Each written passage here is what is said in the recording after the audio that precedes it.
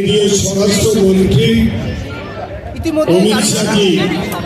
ইতিমধ্যে কালীঘাটের উদ্দেশ্যে অমিত শাহ যেমনটা দেখা গেল সন্তোষ মিত্র তিনি পুজো উদ্বোধন করলেন,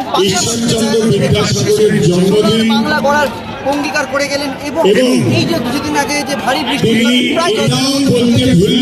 যথেষ্ট সহানুভূতি দেখিয়েছেন, পাশাপাশি